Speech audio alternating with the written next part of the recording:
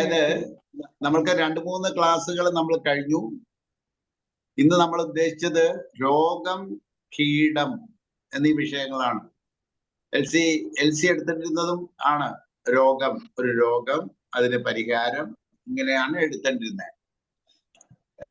ജൈവ കൃഷിയില് ഇക്കോളജി എന്ന് പറയുന്ന ഒരു ശാസ്ത്രപ്രകാരം മറ്റൊരു സമീപനമാണ് രോഗങ്ങളോടും കീടങ്ങളോടും എടുക്കുക. അപ്പൊ അതാണ് നമ്മൾ ഇന്ന് കേൾക്കുക.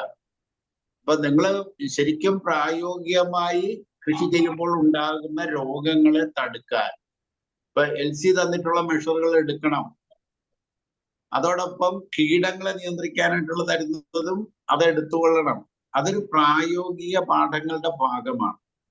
ഞാൻ പറയുന്നത് ഒരു തിയറിയാണ്. തിയറി അത് ശരിയാക്കി എടുക്കേണ്ടതാണ്. നമ്മൾ ശരിയാക്കി എടുക്കേണ്ട കാര്യമാണ്. അതായത് ഇക്കോളജിക്കൽ ഫാമിങ്ങില് നമ്മളുടെ സമീപനം എന്തായിരിക്കണം എന്നുള്ളതാണ് ഞാൻ പറയുക. അപ്പൊ അതില് ജൈവകൃഷിയിൽ രോഗം, എന്താണ് രോഗം? നമ്മൾ ചെടികളിൽ ഒരുപാട് രോഗങ്ങൾ കാണാറുണ്ട്, ഒരുപാട് തരത്തിലുള്ള രോഗം. പക്ഷേ ഓർഗാനിക് ഫാമിങ്ങിൽ പറയുന്നത് രോഗം ചെടികൾക്കല്ല, മണ്ണിനാണ് എന്നാണ്. രോഗം മണ്ണിനാണ്. ഉള്ള രോഗത്തെ ചെടികളിലൂടെ പ്രകടമാകുന്നു എന്ന് മാത്രം. ഇപ്പൊ ഒരു തെങ്ങിന് ഒരു രോഗം വന്നാൽ അത് തെങ്ങിനല്ല രോഗം, തെങ്ങ് നിൽക്കുന്ന ഇടത്തിലെ മണ്ണിനാണ് രോഗം എന്നാണ് എടുക്കുക. അതായത് ഓരോ ചെടിയും വളരുന്ന മണ്ണിലെ പ്രശ്നങ്ങളാണ് രോഗങ്ങളായി പ്രകടമാകുന്നത് എന്ന് സാരം. അപ്പൊ നമുക്ക് മണ്ണ് കറക്റ്റ് ചെയ്യാനാണ് പഠിക്കുക. കാരണം നേരത്തെ നമ്മൾ പഠിച്ചു ജൈവ കൃഷിയിൽ മണ്ണിനാണ് പ്രാധാന്യം, ചെടിക്കല്ല. അപ്പൊ മണ്ണ് കറക്റ്റ് ചെയ്യാനാണ് നമ്മൾ പഠിക്കേണ്ടത്. ഇപ്പൊ രോഗം വരാതിരിക്കാൻ അനുയോജ്യമായ ഒരു മണ്ണുണ്ടാക്കണം.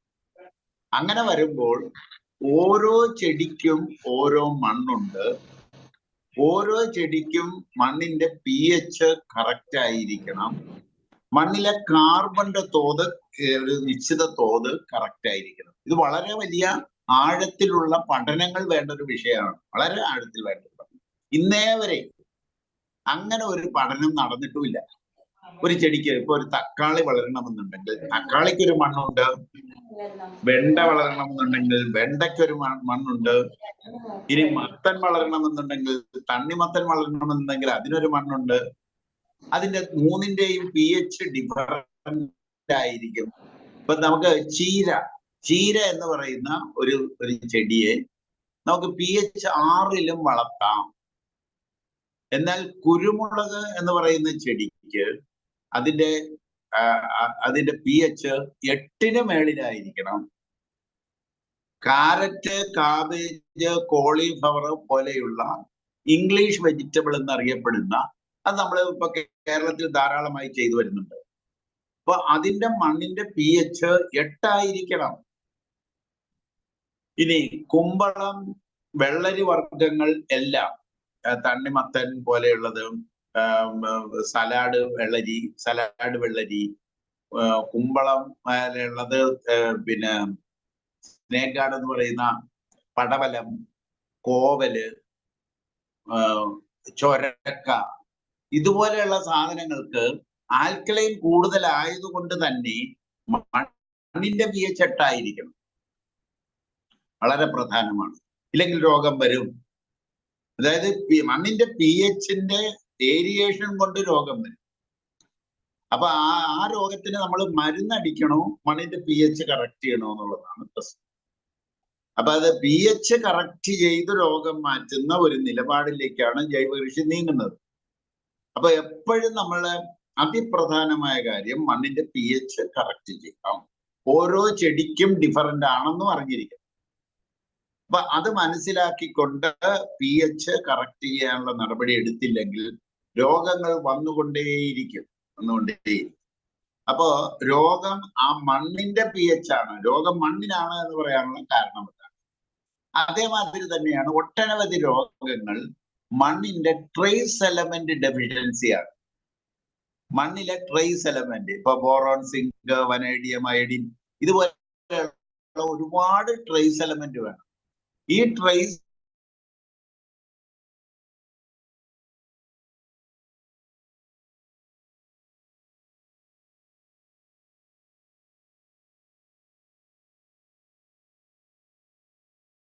ട്രേസ് എലമെന്റ് മേക്കപ്പ് ചെയ്യാൻ മണ്ണിലെ ട്രേസ് എലമെന്റ് എങ്ങനെ കൊടുക്കാം, മണ്ണിന്റെ pH എങ്ങനെ കറക്റ്റ് ചെയ്യാം, ഇതാണ് ആദ്യത്തെ ചുവട് കൃഷിയിൽ. മണ്ണ് റെഡിയാക്കുക.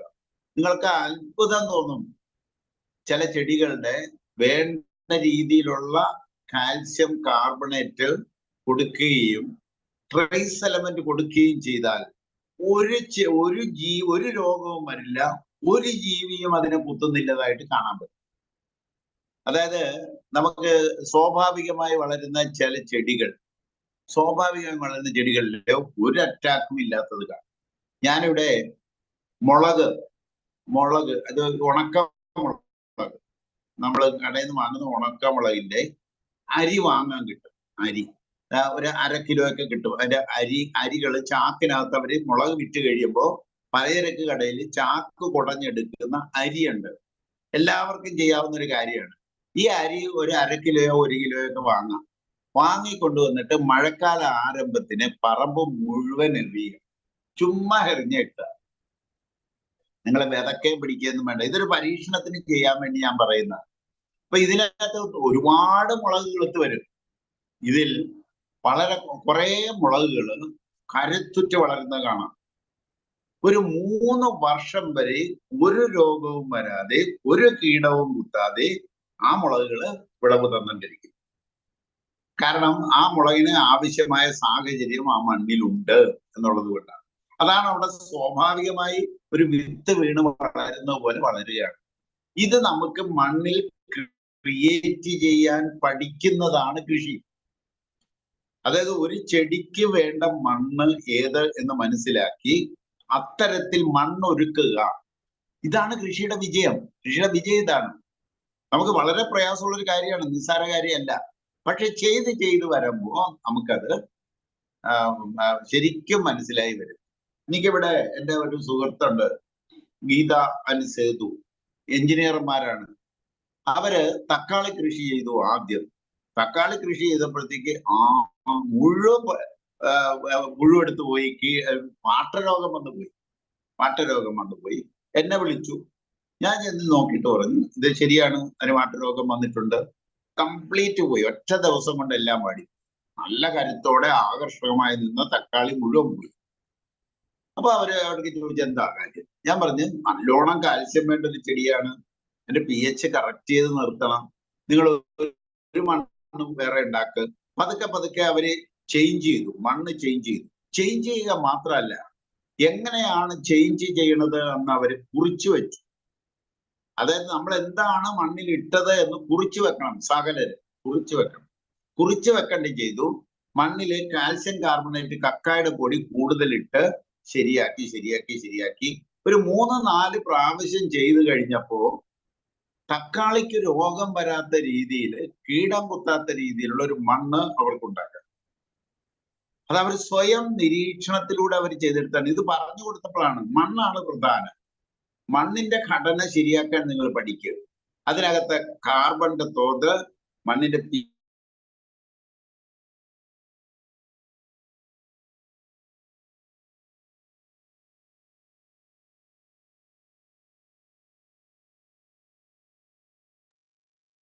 സർ മ്യൂട്ടായി.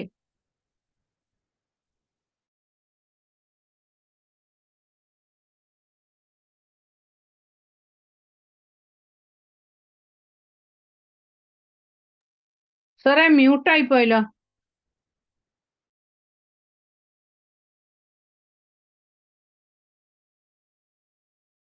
pH ട്രേസ് എലമെന്റ് നമുക്ക് കൊടുക്കാൻ കഴിയണം.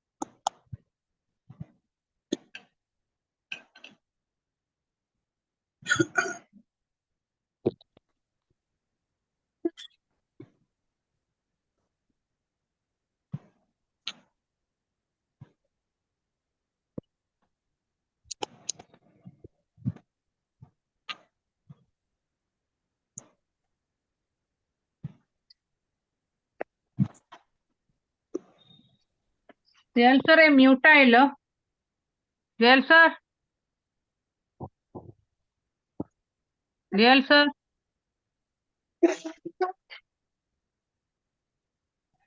ആ ശരിയായി വരുന്നു. അവിടെ ഓഫായി പോയിട്ടുണ്ട്. ഇപ്പൊ ശരിയായല്ലോ. എന്ത് തന്നെ ഓഫ് ആയതാണ് സാറിന്റെ വീഡിയോ ഓഫ് ആയി എഴുതി കാണിച്ച് അവിടുന്ന് ഓഫായി എഴുതി ഓഫാക്കി. ഓക്കെ, അതായത് നമുക്ക് മണ്ണ് റെഡിയാക്കാൻ പഠിക്കുക എന്ന പ്രകാരം ഞാൻ പറഞ്ഞില്ല, എന്റെ സുഹൃത്ത് ചെയ്തത് കാബേജ് ഒരുപക്ഷെ ഇത് സ്വാഭാവികമായി വളരുന്ന ഇടത്തിൽ വളരുന്നതിനേക്കാളും ഭംഗിയായി ഒരിലയിൽ പോലും ഒരു കുത്ത് പോലും ഇല്ലാത്ത വിധത്തിൽ കാബേജ് വിളയിക്കാൻ അവർക്ക് കഴിഞ്ഞു. കാരണം ആ മണ്ണ് അവർ രേഖപ്പെടുത്തി വെച്ച് പതുക്കെ പതുക്കെ മാറ്റി മാറ്റി മാറ്റി എടുത്ത് കറക്റ്റാക്കി വരുന്നതാണ്. ഇത് നമുക്ക് ചെയ്യാവുന്ന കാര്യമാണ്. എന്താ കാര്യം എന്ന് വെച്ചാല്, നമുക്ക് SPCക്ക് pH കറക്റ്റ് ചെയ്യാനുള്ള pH ബൂസ്റ്റർ ഉണ്ട്. ഈ pH ബൂസ്റ്റർ കടൽ കക്കായിൽ നിന്നും എടുക്കുന്നതായതുകൊണ്ട് അതിനകത്ത് എല്ലാ ട്രേസ് എലമെന്റ്സും ഉണ്ടാവും.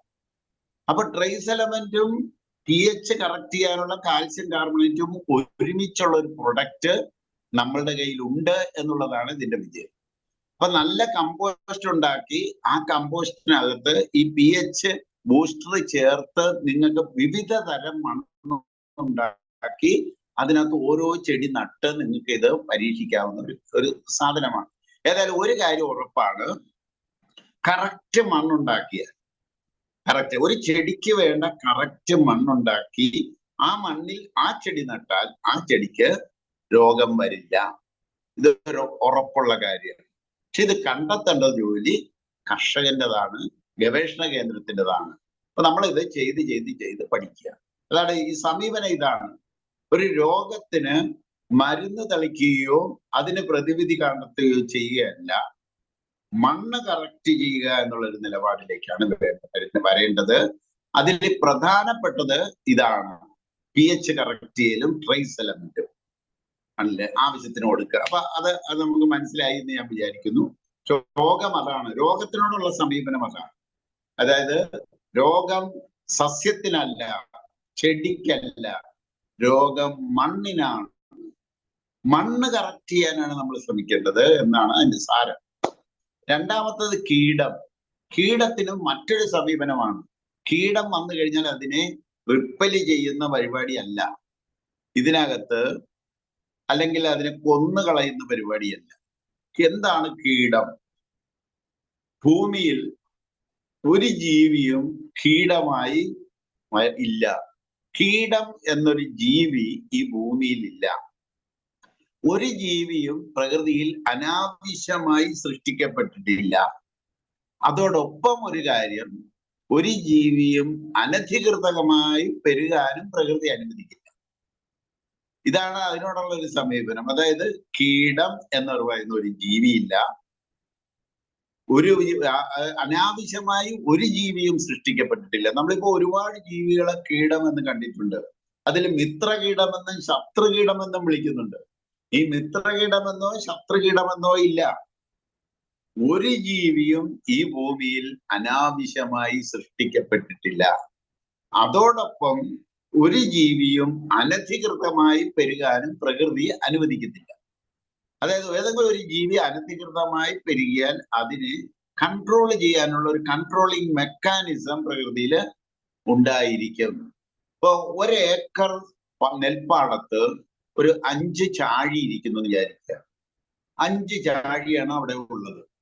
ആരും അതിന് കീടമാണെന്ന് കരുതി മരുന്നടിക്കാൻ പോയില്ല.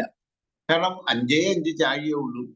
എന്നാൽ ഈ 5 ചാഴി 50,000 പെരുകി എന്നിരിക്കട്ടെ, അപ്പോൾ നമ്മൾ മരുന്നടിക്കേണ്ടി വരും. കാര്യം എന്താണെന്ന് വെച്ചാൽ അത് അനധികൃതമായി പെരുകി. എന്തുകൊണ്ട് 5 50,000 എന്നുള്ളതാണ്. അവിടെയാണ് നമ്മൾ അതാണ് ശ്രദ്ധിക്കേണ്ടത്. 5 50,000 ആകാൻ കാരണം എന്ത്? 5 50,000 ആയപ്പോൾ ചാഴി കീടമാവുകയും ചെയ്തു. എന്താണ് ഇതിന്റെ കാരണം? ഈ ചാഴിയെ തിന്നുന്ന എട്ടുകാലി, ഓന്ത്, അരണ, തവള, മീന്, പക്ഷികൾ പോലെയുള്ള ജീവികൾ ആ നെൽപ്പാടത്ത് നമ്മളുടെ തെറ്റായ ഇടപെടൽ കൊണ്ട് ഇല്ലാതായി പോയി. അത് കാരണം ചാഴിക്ക് സുഖമായി പെരുകാൻ കഴിയും. നിയന്ത്രണം വിട്ട് അനധികൃതമായി പെരുകിയത് കൊണ്ടാണ് ചാഴി കീടമായത്. അല്ലെങ്കിൽ ആ ചാഴിക്ക് അവിടെ സ്ഥാനമുണ്ട്. ആ ചാഴി ആ നെൽപ്പാടം മുഴുവൻ പെരുകത്തില്ല. ആ നെല്ലില് മരുന്നുകൾ തളിക്കേണ്ട ആവശ്യം പോലും വരില്ല. ഇതേമാതിരി തന്നെയാണ് നമ്മളിപ്പോ നോക്കേണ്ടത്. നമ്മുടെ തൊട്ടടുത്ത് ഒരു 50 ഏക്കറുള്ള ഒരു കാട് ഉണ്ടെന്നിരിക്കട്ടെ. ആ കാട്ടില് 5 ആന സ്വൈര്യമായി ജീവിക്കുന്നുണ്ട്. അവർക്ക് തിന്നാനും കുടിക്കാനും ഉള്ളതെല്ലാം ഈ 50 ഏക്കർ കാടിലുണ്ട്. 50 ഏക്കർ കാടിലെ എല്ലാം തിന്നിട്ട് അവർ സുഖമായി അവർ ജീവിക്കുന്നു. പുറത്തേക്ക് അവർ വരുന്ന പോലും ഇല്ല. വന്ന മനുഷ്യർക്ക് ശല്യമാകുന്നില്ല. എന്നാൽ ഏതോ കാരണം കൊണ്ട് ഈ 5 ആന എന്നുള്ളത് 50 ഏക്കറിൽ 50 ആനയായി പെരുകി എന്ന് സങ്കല്പിക്കുക. ഈ 50 ഏക്കറിൽ 50 ആനയ്ക്ക് നിൽക്കാൻ പറ്റില്ല, തിന്നാനും കുടിക്കാനും ഉള്ളത് ഉണ്ടാവില്ല. അപ്പൊ എന്തായിരിക്കും സംഭവിക്കുക? ഈ ആന പുറത്തേക്ക് വന്ന്, കാട്ടിൽ നിന്നും പുറത്തേക്ക് വന്ന് കർഷകന്റെ വിളകൾ തിന്നും. അപ്പോൾ ആന എന്തായി? ആന ഒരു കീടമാണ്. അതായത് കീടം എന്ന് പറഞ്ഞാൽ പ്രകൃതിയുടെ സന്തുലിതാവസ്ഥ വിട്ട് അനധികൃതമായി പെരുകുന്ന ഏത് ജീവിയും കീടമാണ്. ചാഴി കീടമാണ്, ആന കീടമാണ്. എല്ലാ ജീവികളും കീടമായി ഭവിക്കും എപ്പോൾ ആ പ്രകൃതിയുടെ സന്തുലിതാവസ്ഥ വിട്ട് അനധികൃതമായി പെരുകി എന്നുള്ളതാണ്. അപ്പോഴാണ് നമ്മൾ ചിന്തിക്കേണ്ടത്, ഇന്ന് ഈ ഭൂമിയിൽ പ്രകൃതിയുടെ സന്തുലിതാവസ്ഥ വിട്ട് അനധികൃതമായി പെരുകിയിരിക്കുന്ന ജീവി എന്ന് പറയുന്നത് മനുഷ്യനല്ലേ? മനുഷ്യനാണ്.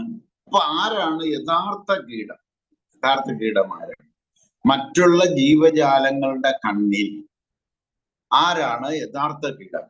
ഈ ഭൂമിയിലെ ഇന്നത്തെ യഥാർത്ഥ കീടം, പ്രകൃതിയെ സംബന്ധിച്ചിടത്തോളം യഥാർത്ഥ കീടം എന്ന് പറയുന്നത് മനുഷ്യനാണ്. അതാണ് ആദ്യം മനസ്സിലാക്കേണ്ട ഒരു കാര്യം. കീടം എന്ന് പറയുന്ന ഒരു ജീവി ഇവിടെ ഇല്ല. കീടം എന്ന പേരിട്ട് വിളിക്കുന്ന ജീവി എന്ന് പറയുന്നത് പ്രകൃതിയുടെ സന്തുലിതാവസ്ഥ, ആ സന്തുലിത മെക്കാനിസത്തെ ഓവർകം ചെയ്ത് അനധികൃതമായി പെരുകുന്ന ഏത് ജീവിയും കീടമായിട്ടായിരിക്കും ഭവിക്കുക. അത് ഇന്ന് മനുഷ്യനാണെന്ന് മനസ്സിലാക്കുക. അതാണ് ആദ്യം. അത്രയ്ക്ക് നമുക്ക് മനസ്സിലാക്കിയിരിക്കേണ്ടതുണ്ട്. ഇനി നമുക്ക് കൃഷി എന്ന് പറയുമ്പോൾ അവിടെ ഒരു പ്രകൃതി വിരുദ്ധതയുണ്ട്. കാരണം പ്രകൃതിയുടെ സ്വാഭാവികമായി വിടാൻ നമുക്ക് പറ്റില്ല. നമുക്ക് തെരഞ്ഞെടുത്ത വിളകളാണ് നമ്മൾ വിളയിക്കുന്നത്, വളർത്തുന്നതും വിളയിക്കുന്നത്. അതുകൊണ്ട് കൃഷി എന്ന് പറയുമ്പോൾ തന്നെ അവിടെ ഒരു പ്രകൃതി വിരുദ്ധതയുണ്ട്. അതുകൊണ്ട് തന്നെ കൃഷി സംരക്ഷിക്കപ്പെടേണ്ടതുണ്ട്. ചില ജീവികളെ നമ്മൾ അകറ്റി നിർത്തേണ്ടതുണ്ട്. ചെടികൾക്ക് ദോഷകരമായി വരുന്ന ജീവികളെ അകറ്റി നിർത്തേണ്ടതായിട്ട് വരും. അതിന്റെ വഴിയാണ് നമ്മൾ നോക്കേണ്ടത്.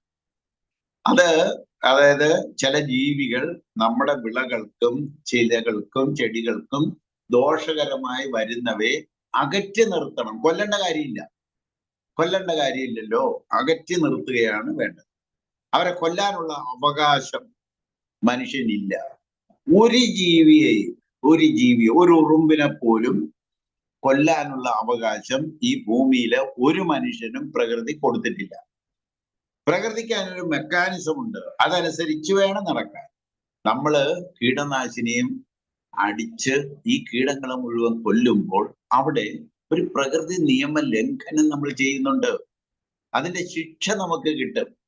വേറെ ഏതെങ്കിലും വഴിയുണ്ടോ നമ്മുടെ വിളകളെ സംരക്ഷിക്കാൻ? ഇതാണ് നമ്മൾ ശ്രദ്ധിക്കേണ്ടത്. വേറെ ഏതെങ്കിലും വഴികളിലൂടെ നമ്മുടെ വിളകളെ സംരക്ഷിക്കാനുള്ള മാർഗമുണ്ടോ എന്നാണ് നമ്മൾ നോക്കേണ്ടത്. ഒരു നേരത്തെ പറഞ്ഞു, pH കറക്റ്റ് ആയാൽ തന്നെ 50% കീടങ്ങൾ ഒഴിഞ്ഞു പോണത് കാണാം. ഇനി നമുക്ക് ഈ കീടങ്ങളെയൊക്കെ അകറ്റി നിർത്താൻ 3-4 വഴികളുണ്ട്. അതില് ഒന്നാമത്തെ വഴി എന്ന് പറയുന്നത് മിനറൽ മെത്തേഡാണ്. അതായത് ഒരു മിനറൽ മെത്തേഡ് ഉണ്ട്, ഒരു ഓർഗാനിക് മെത്തേഡ് ഉണ്ട്, ഒരു ബയോളജിക്കൽ മെത്തേഡ് ഉണ്ട്. ഈ മെത്തേഡുകളിലൂടെ എല്ലാ ജീവജാലങ്ങളെയും നമുക്ക് കൈകാര്യം ചെയ്യാൻ പറ്റും. അങ്ങനെ കൈകാര്യം ചെയ്യുന്നതാണ് ജൈവ കൃഷി. അപ്പൊ അതിനു വേണ്ടിയിട്ടുള്ള വഴികളാണ് നമ്മൾ പഠിക്കുക. ഒന്നാമത്തത് മിനറൽ മെത്തേഡ്. മിനറൽ മെത്തേഡ് ഇതില് 3 കാര്യങ്ങളാണ്. 3 കാര്യം: ചാരം, കുമ്മായം, ഉപ്പ്, കല്ലുപ്പ്. ഇത് പ്രധാനമായും 2 വിളകൾക്ക് മാത്രമുള്ളതാണ്.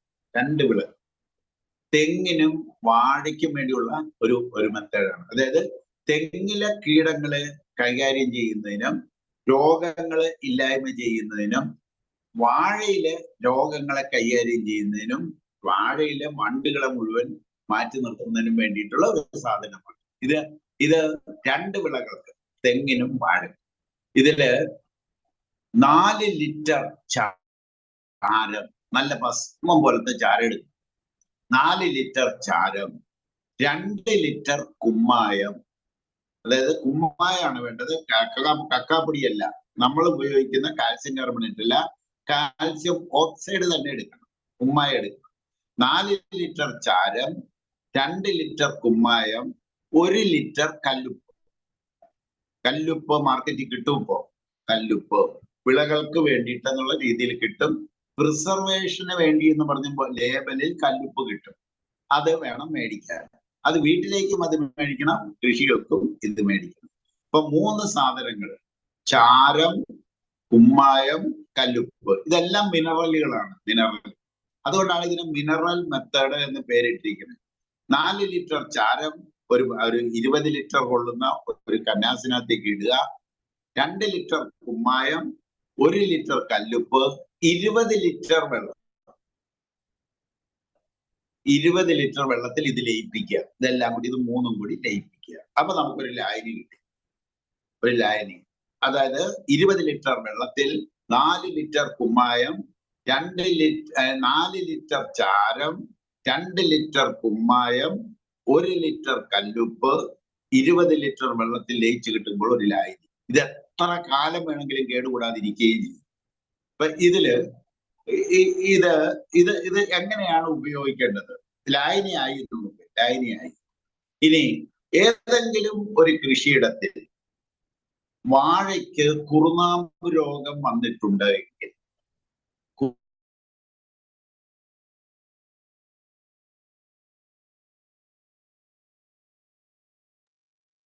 സാറേ മ്യൂട്ടായി പോയല്ലോ.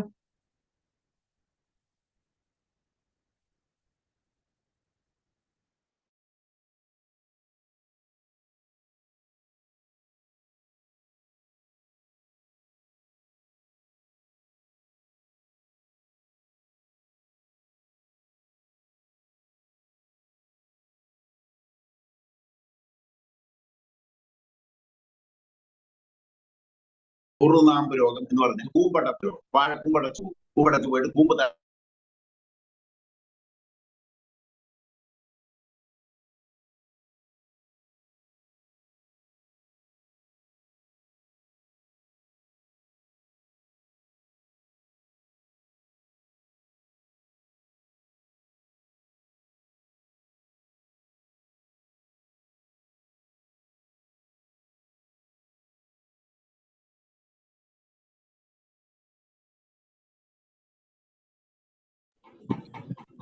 സാറേ കേൾക്കാൻ മേല.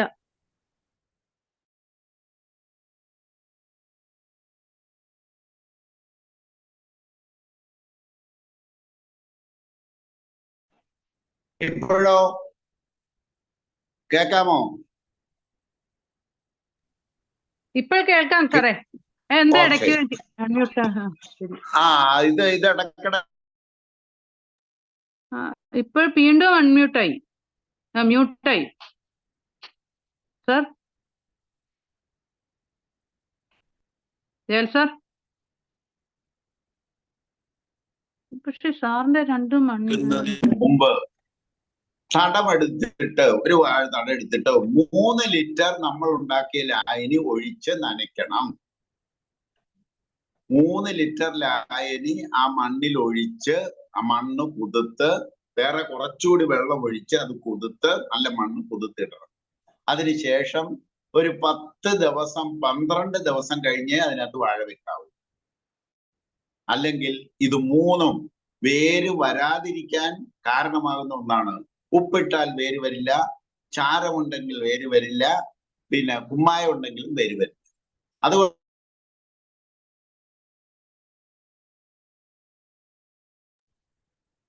മ്യൂട്ടായല്ലോ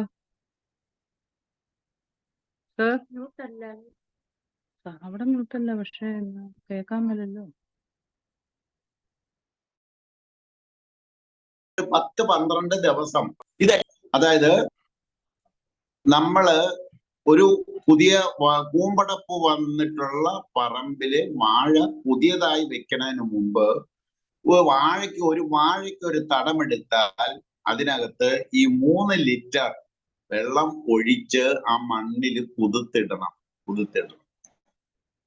അങ്ങനെ ഉണ്ടെങ്കിൽ ഒരു 12-15 ദിവസം കഴിഞ്ഞ് വാഴ വെക്കുകയാണെങ്കിൽ അതിന് കരിക്കൻ എന്ന് പറയുന്ന കൂമ്പടപ്പ് രോഗം വരില്ല.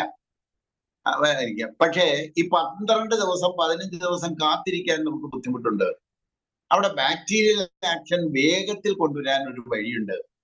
അതായത് ഒരു തടമെടുക്കുക, 3 ലിറ്റർ മിനറൽ സൊല്യൂഷൻ ഒഴിച്ച് കുതുക്കുക, അതിനുശേഷം ഒരു സിമെന്റ് ചട്ടി അല്ലെങ്കിൽ ഒരു കൊട്ട പച്ച ചാണകം ഈ തടത്തിലേക്ക് ഇടുക, നനച്ച് കൊടുക്കുക. 2 ദിവസം കഴിഞ്ഞാൽ വെക്കാം. അതായത് പച്ചച്ചാണകം കൊടുത്തു കഴിഞ്ഞാൽ ബാക്ടീരിയൽ ആക്ഷൻ അവിടെ തുടങ്ങിക്കഴിഞ്ഞാൽ നമുക്ക് വേണമെങ്കിൽ വാഴ ഉടനെ തന്നെ വെക്കാം. 12 ദിവസത്തേക്ക് കാത്തിരിക്കേണ്ടതില്ല.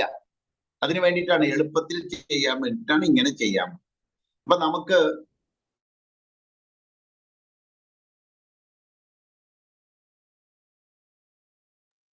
മ്യൂട്ടായി പോയല്ലോ.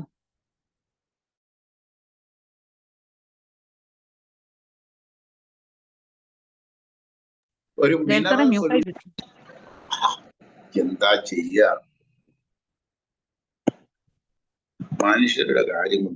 ഇപ്പൊ കേക്കാലോ, കേട്ടൂടെ? ഇപ്പൊ ക്ലിയർ ആയിട്ട് കേൾക്കാം സാറേ. ഇടയ്ക്ക് എന്തോ കൈ തൊട്ടുന്നതാണോന്ന് അറിയാൻ പാടില്ല.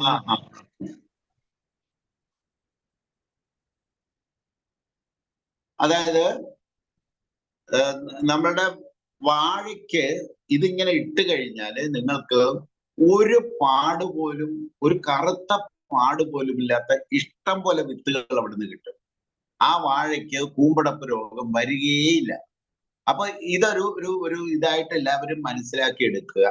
മണ്ണ് ഒരുക്കുന്നത് ശരിയാക്കുക. മണ്ണിൽ രോഗം വരാതിരിക്കാനുള്ള ഒരു സാഹചര്യം നമ്മൾ സൃഷ്ടിക്കണം. അതിനു വേണ്ടിയിട്ടാണ് ഇത് ചെയ്യുക. ഇനി നിലവിലുള്ള വാഴകൾക്ക് എന്ത് ചെയ്യണം? ഈ സൊല്യൂഷൻ ഓരോ ലിറ്റർ ഓരോ വാഴയുടെയും ചുവട്ടിൽ മൂട്ടിൽ ഒഴിച്ചു കൊടുക്കുക. മൂട്ടിൽ ഒഴിച്ചു കൊടുത്താൽ ഇട്ടിട്ട് നനച്ചു കൊടുക്കുക. അങ്ങനെ ഒരു 3 തവണ ഒരു വാഴയുടെ ആയുസിൽ 3 തവണ ഈ സൊല്യൂഷൻ ഒഴിച്ചു കൊടുക്കാൻ കഴിഞ്ഞാൽ ആ കൊലയ്ക്ക്, ആ വാഴയ്ക്ക് കൂമ്പടപ്പ് രോഗം വരാതെ നല്ല വിത്തുകൾ കിട്ടുന്ന ഒരു ബഞ്ച്, ഒരു വാഴ നമുക്ക് കൃഷി ചെയ്തെടുക്കാൻ പറ്റും. അപ്പൊ മിനറൽ സൊല്യൂഷൻ വാഴയ്ക്ക് നടുമ്പോൾ ഉപയോഗിക്കുന്നതും നട്ടതിന് ഉപയോഗിക്കേണ്ട രീതിയും പറഞ്ഞു കഴിഞ്ഞു. ഇനി വാഴയ്ക്ക് വരുന്ന കീടങ്ങൾ എന്ന് പറയുന്നത് വാഴവണ്ടാണ്. വാഴയുടെ പിണ്ടിപ്പുഴു എന്ന് പറയുന്ന പുഴു. ഇതിനെ തടുക്കാനും ഈ സൊല്യൂഷന് പറ്റും. അതായത് വാഴയിലെ ഉണക്ക ഇലകളെല്ലാം കട്ട് ചെയ്ത് കളഞ്ഞിട്ട് വാഴയുടെ തടയിൽ ഇലയുടെ അടിഭാഗം മുതൽ മണ്ണിന്റെ അടുത്തുള്ള ഭാഗം വരെ ആ തട മുഴുവൻ ബ്രഷ് ചെയ്യുക, കലക്കി ബ്രഷ് ചെയ്ത് കൊടുക്കുക. ഇനി സ്ലറി വന്നിട്ടുള്ളതാണ്, പുഴു കയറി മുട്ടയിട്ടിട്ട് സ്ലറി വന്നുകൊണ്ടിരിക്കുന്ന വാഴയാണെങ്കിൽ ഇത് നന്നായിട്ട് ബ്രഷ് ചെയ്ത് കൊടുത്തു കഴിഞ്ഞാൽ, അടിച്ചു കൊടുക്കുക. നമ്മള് വൈറ്റ് വാഷ് ചെയ്യില്ലേ, വൈറ്റ് വാഷ് ചെയ്യുന്ന പോലെ ഇത് അടിച്ചു കൊടുക്കുക. അടിച്ചു കൊടുത്തു കഴിഞ്ഞാൽ നമുക്ക് ഈ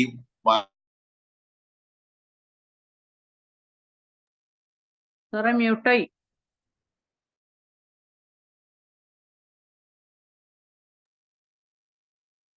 സർ മ്യൂട്ടായില്ലോ.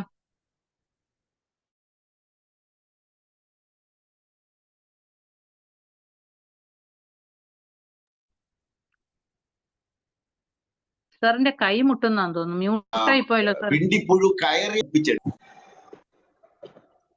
ഹലോ ഹലോ സാർ, കേൾക്കാം, പറഞ്ഞു. അപ്പോ നമുക്ക് വാഴയുടെ കാര്യത്തില് ഫലപ്രദമായി ചെയ്യാൻ പറ്റുന്ന ഒരു കാര്യമാണ്, രോഗം വന്നു കഴിഞ്ഞാൽ അത് എന്തുകൊണ്ടാണ് ഒരു വാഴക്കെങ്കിലും രോഗം വന്നിട്ടുണ്ടെങ്കിൽ ഇത് ചെയ്യണമെന്ന് പറയാൻ കാരണം ഞാൻ ആദ്യം പറഞ്ഞ കാര്യമാണ്. രോഗം മണ്ണിനാണ്. നമ്മുടെ മണ്ണ് രോഗാവസ്ഥയിലേക്ക് പോയിക്കൊണ്ടിരിക്കുന്നു. അതുകൊണ്ട് തന്നെ നമ്മൾ ഒരു വാഴയ്ക്ക് രോഗം, കൂമ്പടപ്പ് രോഗം വന്നിട്ടുണ്ടെങ്കിൽ അതൊരു ഇൻഡിക്കേഷനായിട്ട് കണക്കാക്കണം. നമ്മുടെ കൃഷിയിടം വാഴയ്ക്ക് കൃഷിക്ക് അനുയോജ്യമായ മണ്ണല്ലാതായി മാറിയിരിക്കുന്നു എന്ന് മനസ്സിലാക്കിയിട്ട് അത് പതുക്കെ പതുക്കെ പതുക്കെ കറക്റ്റ് ചെയ്തെടുക്കണം. പിണ്ടിപ്പുഴുവിനെയും നിയന്ത്രിക്കാൻ പറ്റുന്നതാണ് ഈ സൊല്യൂഷൻ. ഇനി തെങ്ങിനാണെങ്കിൽ എന്താ ചെയ്യട്ടെ? വാഴയ്ക്കും തെങ്ങിനുമാണ് ഈ സൊല്യൂഷൻ. അതിന്റെ കൂമ്പിൽ ഒഴിക്കാൻ പറ്റുമെങ്കിൽ ആണ്ടിൽ 2 പ്രാവശ്യം ഓരോ ലിറ്റർ ഈ സൊല്യൂഷൻ ഒഴിക്കാം. ആണ്ടിൽ 2 പ്രാവശ്യം ഒഴിക്കാം. ഈ കൂമ്പ് ചീയൽ പോലെയുള്ളതൊക്കെ ഒഴിവായി കിട്ടും. അതോടൊപ്പം തടത്തിൽ ഒരു 5-6 ലിറ്റർ വീതം ഒഴിച്ചു കൊടുക്കുന്നത് നല്ലതാണ്. എല്ലാ തെങ്ങുകൾക്കും ഉപ്പ് വേണ്ടതാണ്, എല്ലാ വാഴകൾക്കും ഉപ്പ് വേണ്ടതാണ് എന്നറിഞ്ഞിരിക്കണം. ഉപ്പ് ബാക്കിയുള്ള വിളകൾക്കൊന്നും ഇത് പറ്റില്ല, ബാക്കിയുള്ള ഒരു സസ്യത്തിന് ഇത് പറ്റില്ല. ഈ സൊല്യൂഷൻ തെങ്ങിനും വാഴയ്ക്കും മാത്രമുള്ളതാണ്. അപ്പൊ അത് മനസ്സിലായി തോന്നുന്നു. ഇതാണ് മിനറൽ മെത്തേഡ് എന്ന് പറയുന്നത്. രണ്ടാമത്തത് ഓർഗാനിക് മെത്തേഡാണ്. കീടനിയന്ത്രണത്തിന് ഓർഗാനിക് മെത്തേഡ് എന്ന് പറയുന്ന മെത്തേഡ്. ഇത് സാധാരണഗതിയിൽ നമ്മൾ പറയുന്ന ജൈവ കീടനാശിനി തന്നെയാണ്. ജൈവ കീടനാശിനി എന്നറിയപ്പെടുന്ന സാധാരണഗതിയിൽ ഒരുപാട് ജൈവ കീടനാശിനികൾ മാർക്കറ്റിലുണ്ട്. ഒപ്പം നമുക്ക് തന്നെ ഉണ്ടാക്കിയെടുക്കാൻ പറ്റുന്ന ജൈവ കീട റിപ്പലൻസ് ഓടിക്കാൻ വേണ്ടിയിട്ട് ഉപയോഗിക്കുന്നതാണ്. ഇതില് ഒന്നാമത്തത്, രൂക്ഷഗന്ധമുള്ള ഏത് പച്ചിലയും അരച്ച് കലക്കി തളിച്ചാൽ കീടങ്ങളെ അകറ്റാം. ഇന്ന ഇലയെന്ന് നോക്കണ്ട, പേരറിയണ്ട. പറമ്പിൽ നിൽക്കുന്ന രൂക്ഷഗന്ധമുള്ള ഏത് പച്ചില ആയാലും അവ അരച്ചിട്ട് വെള്ളത്തിൽ കലക്കി, അല്ലെങ്കിൽ വെള്ളത്തിലിട്ട് ചീയിച്ചിട്ട് എടുത്ത് കലക്കി തളിച്ചാൽ കീടങ്ങളെ അകറ്റാം. രൂക്ഷഗന്ധം. എങ്ങനെയാണ് ഈ രൂക്ഷഗന്ധം തിരിച്ചറിയുക? അതായത് നമ്മളൊരു പച്ചില പറിച്ചെടുത്ത് കയ്യിലിട്ട് തിരുമ്മി മണുത്തു നോക്കുമ്പോ നമ്മുടെ തല ചെകിടിക്കുമെങ്കിൽ, അതായത് ഒരു ഇറിറ്റേഷൻ ഉണ്ടാകുന്ന ബാഡ് സ്മെല്ലാണെങ്കിൽ കീടങ്ങളെ അകറ്റാൻ പറ്റും. ഈ ഇലകൾ നമ്മൾ കണ്ടുപിടിക്കണം. എന്തെല്ലാം ഇലകളാണ് നമുക്ക് ഉണ്ടാക്കാൻ പറ്റും? ഇനി ഈ കൊതിപ്പുല്ല് ഒരു രൂക്ഷഗന്ധമാണ്. അതായത് പുൽത്തൈലം ഉണ്ടാക്കുന്ന പുല്ല്, വാറ്റുപുല്ല്, തെരുവപ്പുല്ല് എന്നൊക്കെ പറയുന്ന സാധനം, ഇത് ഒരു കൃഷിയിടത്തിൽ ഉണ്ടായിരിക്കേണ്ടതാണ്. എല്ലാവരും ഉണ്ടായിരിക്കുകയാണ്. അതെടുത്തിട്ട് ഒരു പിടി ചെത്തിയെടുത്ത് ചതച്ച് വെള്ളത്തിലിട്ട് തളിച്ചാൽ കീടങ്ങളെ അകറ്റാം. മുഞ്ഞ എന്ന് പറയുന്ന ഒരു ചെടിയുണ്ട്. മുഞ്ഞ ഒരു കീടമുണ്ട്, ഒരു ചെടിയുമുണ്ട്. ഈ മുഞ്ഞച്ചെടി എടുത്ത് കുറെ ഇലകൾ എടുത്ത് ചതച്ച് വെള്ളത്തിലോട്ടിട്ട് കീടങ്ങളെ അകറ്റിയാൽ എല്ലാ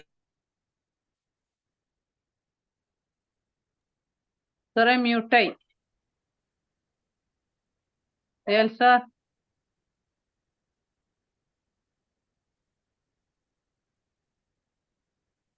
സാർ മ്യൂട്ടായല്ലോ.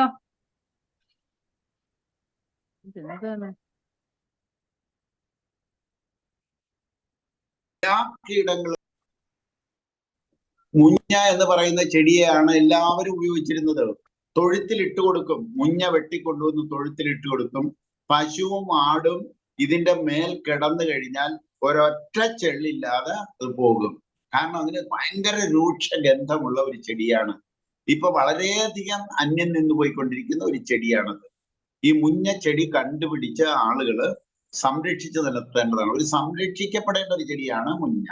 കാരണം അത്രമാത്രം കീടങ്ങളെ റിപ്പൽ ചെയ്യാൻ പറ്റും. ഇനി വേറെ ഏതുണ്ട്? നമുക്ക് നാരകത്തിന്റെ ഇല നാരകത്തിന്റെ ഒരു സ്മെല്ലില്ലേ? ഈ സ്മെല്ല് കീടങ്ങളെ അകറ്റാൻ ഉപകരിക്കുന്നതാണ്. ഇത് വെള്ളത്തിലിട്ട് ജയിച്ചിട്ട് ആ വെള്ളം കളിക്കാം. ഇനി നമ്മുടെ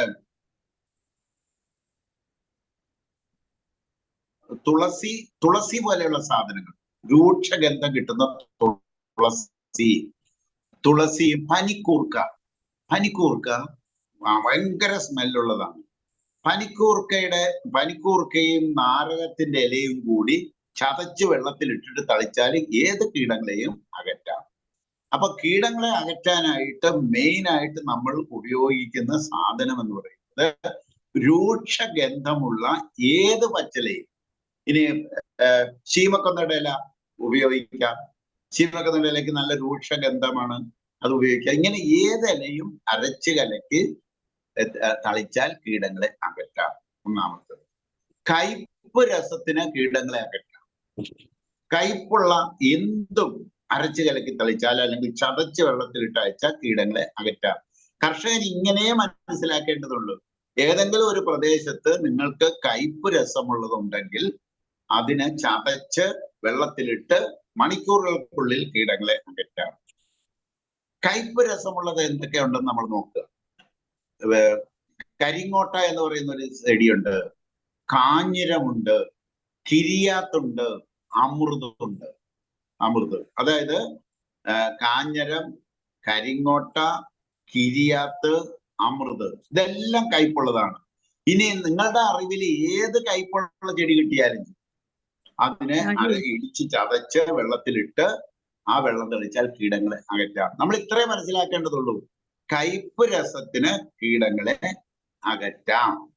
അപ്പോ രൂക്ഷഗന്ധത്തിന് കീടങ്ങളെ അകറ്റാം, കയ്പ് രസത്തിന് കീടങ്ങളെ അകറ്റാം. ഇനി മൂന്നാമത്തത് എരിവിന് കീടങ്ങളെ അകറ്റാമെന്ന്. എരിവ്, കാന്താരി മുളക്, കരണം പൊട്ടി മുളക്, ഇതുപോലെയുള്ള മുളകുകൾ ചതച്ച് വെള്ളത്തിലിട്ട് തളിച്ചാൽ കീടങ്ങളെ അകറ്റാം. ഇനി ഇതെല്ലാം കൂടി ചേർത്തിട്ടാലും അതിഗംഭീരമാകും. അതായത് രൂക്ഷഗന്ധവും കയ്പ് രസവും എരിവും കൂടി കൂട്ടിയിട്ട് ഒരുമിച്ചായാലും വളരെ എഫക്റ്റീവായിട്ട് റിപ്പലൻസ് ആണ്, കീടങ്ങളെ അകറ്റാം. ഇനി ഇതിലെല്ലാം എടുക്കുന്നതിന് മുമ്പ് ഇത് ലോങ് ആയിട്ട് ആക്ട് ചെയ്യണമെന്നുണ്ടെങ്കിൽ, കൂടുതൽ നാൾ ഇത് ഫലപ്രദമായി ചെടികളിൽ വർക്ക് ചെയ്യണമെന്നുണ്ടെങ്കിൽ, സൊല്യൂഷൻ ഉണ്ടാക്കുമ്പോൾ, ഇതുപോലുള്ള സൊല്യൂഷൻ ഉണ്ടാക്കുമ്പോൾ ഗോമൂത്രം 1 ലിറ്റർ 10 ലിറ്ററിന് 5 ലിറ്ററിന് 1 ലിറ്റർ വെച്ച് ഒഴിച്ചോളൂ. 5 ലിറ്റർ സൊല്യൂഷന് 1 ലിറ്റർ വീതം ഗോമൂത്രം കൂടി ചേർത്താൽ, ഇപ്പോ രൂക്ഷഗന്ധമാണെങ്കിൽ ആ രൂക്ഷഗന്ധം ചെടിയുടെ ഇലകൾ അബ്സോർവ് ചെയ്യും. അപ്പൊ കൂടുതൽ നാള് അത് വർക്ക് ചെയ്യും. എന്ന് മാത്രമല്ല, ചെടിയുടെ ഗ്രോത്തിനെ അത് സഹായിക്കും.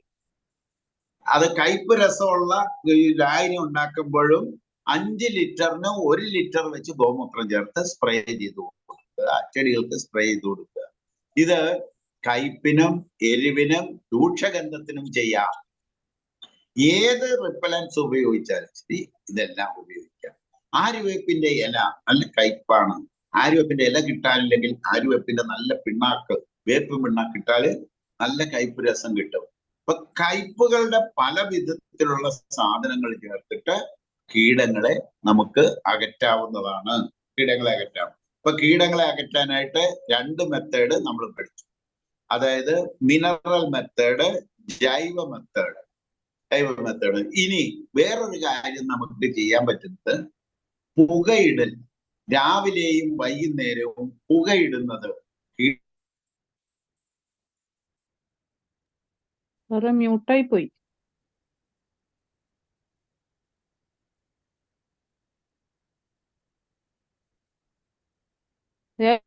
സർ മ്യൂട്ടായല്ലോ.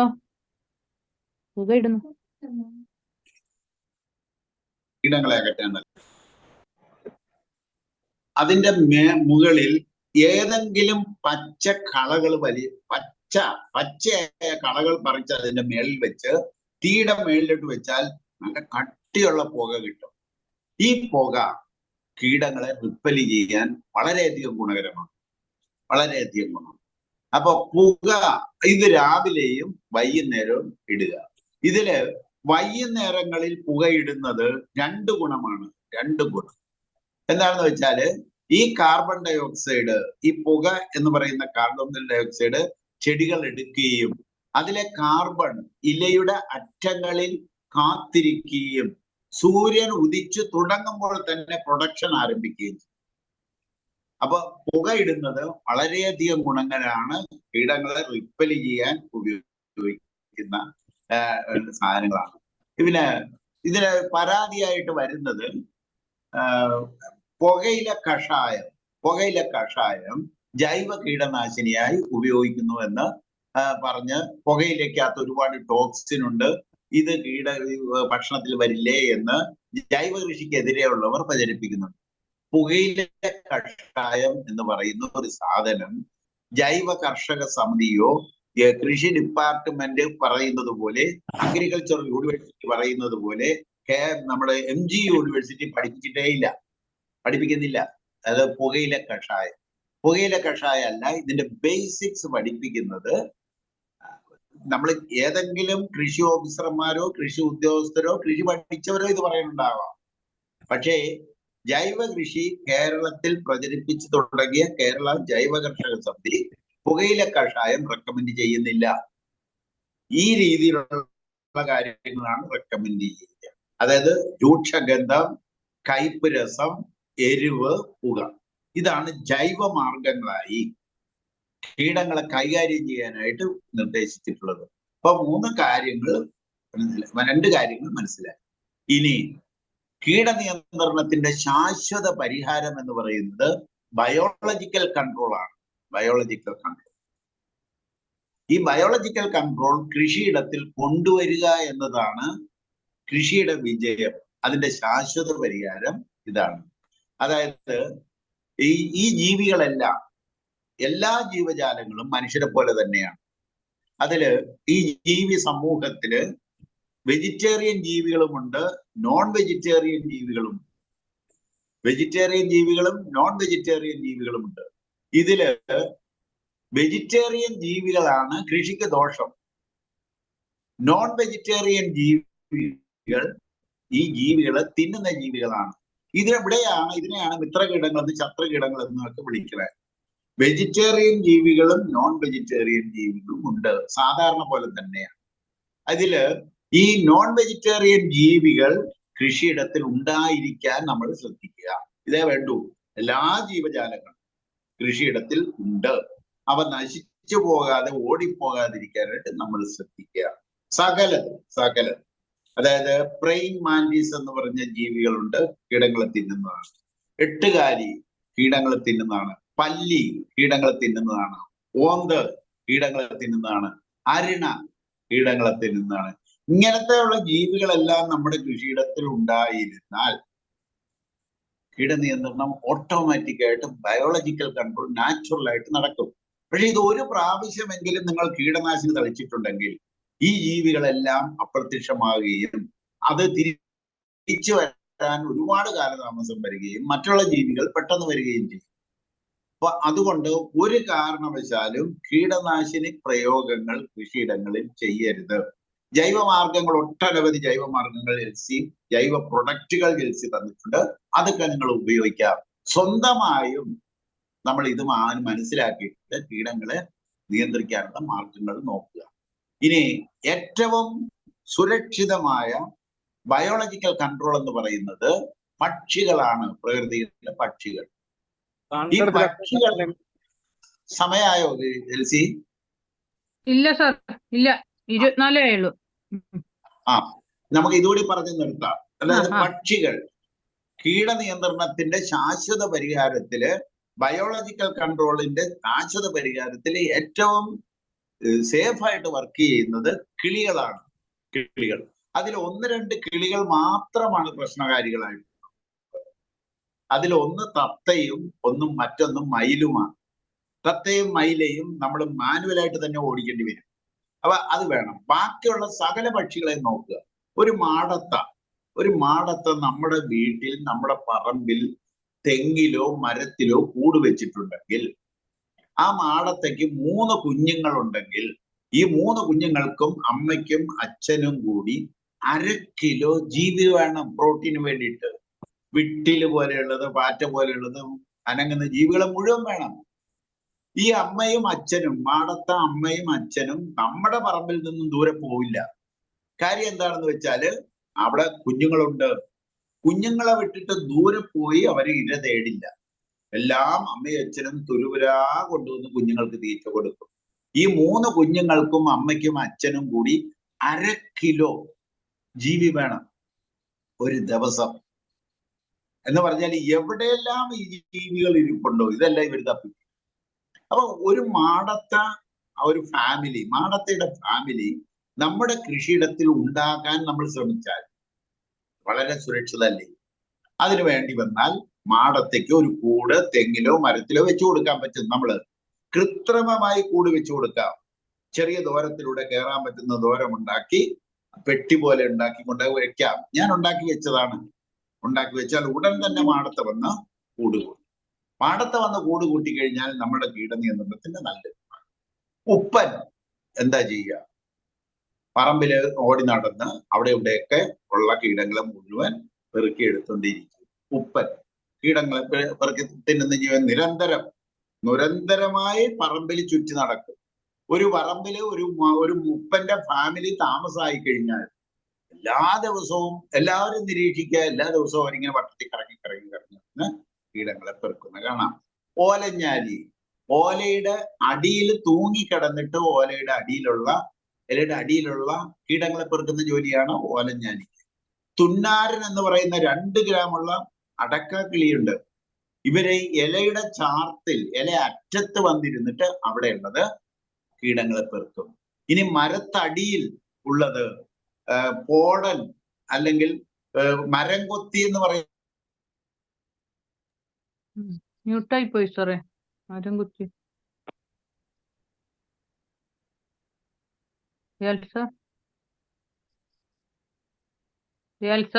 മ്യൂട്ടായി പോയി. ഇപ്പോഴോ? ഇപ്പൊ കറക്റ്റ്. കൈ മുട്ടുന്നുണ്ടോ? അത് ഇടക്കിടക്ക് ഈ നല്ല മഴയും കാറും നിൽക്കാനും ഇവിടെ. മരത്തിന്റെ തടിയിൽ കറങ്ങി നടന്നിട്ട് അവര് തടിയിലുള്ള കീടങ്ങളെ പെറുക്കും.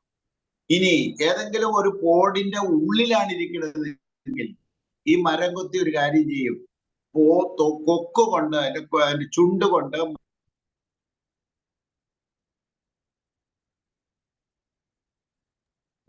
മ്യൂട്ടായി പോയല്ലോ സാറേ.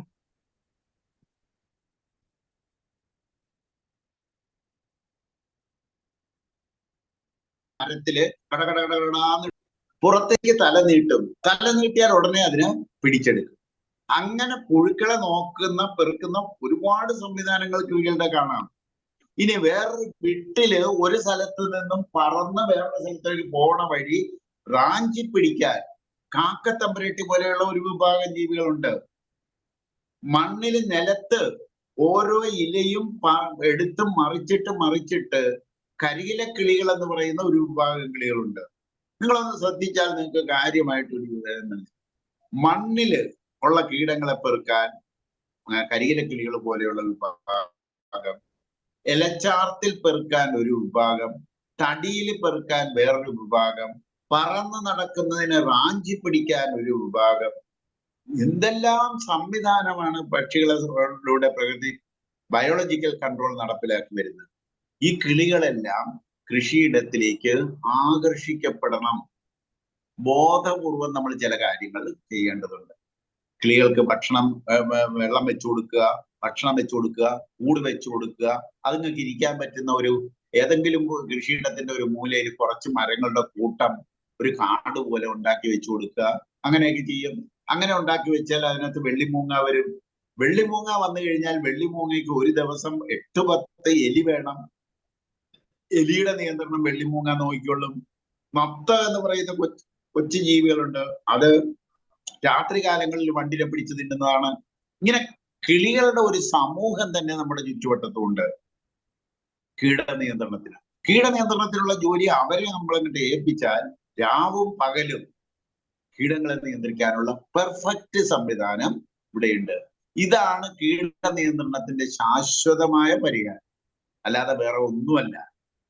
അതുകൊണ്ട് കീടങ്ങളെ നിയന്ത്രിക്കാനും രോഗനിയന്ത്രണത്തിനും ഈ ഒരു സമീപനമാണ് നമ്മൾ എടുക്കേണ്ടത്. അല്ലെങ്കിൽ വേറെ ഏത് സാധനം എടുത്താലും താൽക്കാലികമായി അത് ഗുണം കിട്ടുമെങ്കിലും ശാശ്വതമായ ഗുണം കിട്ടില്ല. പെട്ടെന്ന് തന്നെ അവരതിനെ മനസ്സിലാക്കിയെടുക്കും. കെണികൾ, അതായത് ചെമ്പഞ്ചെല്ലിക്ക് വേണ്ടിയിട്ട് ഒരു കെണി ഉണ്ട്, ഫെറമോൺ കെണി എന്ന് പറഞ്ഞിട്ട് കെണികളുണ്ട്. ഒരുപാട് തരത്തിലുള്ള ഫെറമോൺ കെണിയുണ്ട്. അതിൽ ചെമ്പഞ്ചെല്ലിയുടെ ഫെറമോൺ കെണിയുടെ പ്രിൻസിപ്പിൾ മനസ്സിലാക്കിയാൽ നമുക്ക് മനസ്സിലാവും. അതായത്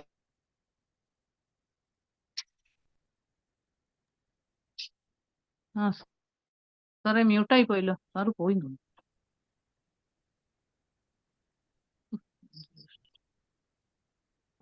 ഒരു നമ്മുടെ പറമ്പിൽ ഇഷ്ടം പോലെ ചെമ്പഞ്ചെല്ലികൾ നമ്മുടെ പറമ്പിലേക്ക് പറന്നു. ഒരു 100 പറന്നു വന്ന് നമ്മുടെ കെണിയിലേക്ക് ലക്ഷ്യമാക്കി വന്നുകൊണ്ടിരിക്കട്ടെ.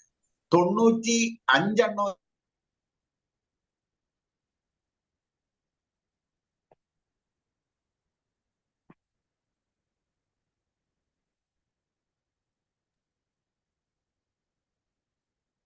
ഇതിനകത്ത് വീണെന്നിരിക്കട്ടെ, 5 നമ്മുടെ ആകർഷിച്ച് പിടിക്കുക എന്നുള്ള പ്രിൻസിപ്പിൾ നമ്മൾ ഒരിക്കലും ഉപയോഗിക്കരുത്. ഇതെല്ലാം ദൂരത്തേക്ക് മാറ്റി വെക്കുക. ഇപ്പൊ നമുക്ക് മഞ്ഞക്കെണി, ഫെറമോൺ കെണി, ഇങ്ങനെ ഒരുപാട് കെണികളുണ്ട്. ഈ കെണികളെല്ലാം പുറത്തേ വെക്കാവൂ. വേണമെന്നുണ്ടെങ്കിൽ ഒന്ന് ആലോചിച്ച്, നെൽപ്പാടത്ത്, നമ്മുടെ പറമ്പിന് തൊട്ടടുത്ത് ഒരു നെൽപ്പാടം ഉണ്ടെങ്കിൽ നെൽപ്പാടത്ത് കൊണ്ടുപോയി തെങ്ങിന്റെ ഫെറമോൺ കെണിയുള്ള കെണി വെച്ചാൽ എല്ലാ ചെമ്പഞ്ചെല്ലികളും നെൽപ്പാടത്തേക്ക് പോകും. കൂടിനകത്ത് കെണിയിൽ വീഴും, അല്ലാത്ത പാടത്ത് വീണ് തവളയോ ഒന്തോ ഏതെങ്കിലും പിടിച്ചു നിന്ന് ചത്തുവയ്ക്കുള്ളൂ. ഒരിക്കലും ആകർഷിച്ചു പിടിക്കുക എന്നുള്ള ഒരു മെത്തേഡ് നമ്മൾ എടുക്കരുത്. റിപ്പല് ചെയ്യുക, അകറ്റി വിടുക എന്നുള്ള മെത്തേഡ് മാത്രമേ നമുക്ക് എടുക്കാവൂ. അതാണ് ഒരു ബുദ്ധിപൂർവമായ കീടനിയന്ത്രണത്തിന്റെ പരിഹാരം. അപ്പൊ ഇത്രയും കാര്യങ്ങളാണ് ഇന്ന് പറയുക. കീടം, രോഗം, കീടം, ഇത് രണ്ടും ഇന്ന് ഏതാണ്ട് നമ്മൾ കംപ്ലീറ്റ് ചെയ്തിരുന്നു. ഇടക്കിടക്ക് കുറച്ച് ഡിസ്റ്റർബൻസ് ഉണ്ടായിട്ടുണ്ട്, കാര്യമാക്കേണ്ടതില്ല. നമുക്കിനി കൂടുതൽ പ്രൊഫഷനിലേക്ക് പോകാം. തൽക്കാലം നമുക്ക് നിർത്താം. ഇന്ന് നിർത്താം. ഇന്നത്തെ ക്ലാസ് വളരെ നല്ല ക്ലാസ് ആയിരുന്നു. രോഗങ്ങളും കീടങ്ങളും ജൈവികമായും ഓർഗാനിക്കും രീതിയിലും, അതോടൊപ്പം ഓർഗാനിക് ആയിട്ടുള്ള രീതിയിലും മിനറൽ രീതിയിലും, അതോടൊപ്പം തന്നെ ബയോളജിക്കൽ മെത്തേഡിലൂടെയും നമ്മളെ കീടങ്ങളെ അകറ്റുന്ന വളരെ നല്ല രീതിയിൽ വിശദീകരിച്ച് ബഹുമാനപ്പെട്ട ദയാൽ സാറിന് നല്ല എസ്.പി.സിയുടെ പേരിലും നമ്മളുടെ എല്ലാവരുടെയും പേരിലും നന്ദി പറഞ്ഞുകൊണ്ട് ഇന്നത്തെ ക്ലാസ് നമുക്ക് അവസാനിപ്പിക്കാം. Thank you sir. നന്ദി, നമസ്കാരം. വീണ്ടും കാണാം. Thank you sir. ഓക്കെ, അടുത്ത ആഴ്ച കാണാം. Thank you sir. അടുത്ത ആഴ്ച ഉണ്ടോ സാറേ? അടുത്ത ആഴ്ച ചിലപ്പോ ഉണ്ടാവില്ല കേട്ടാ. ആദ്യത്തെ ആഴ്ച ഉണ്ടാവില്ല കേട്ടാ.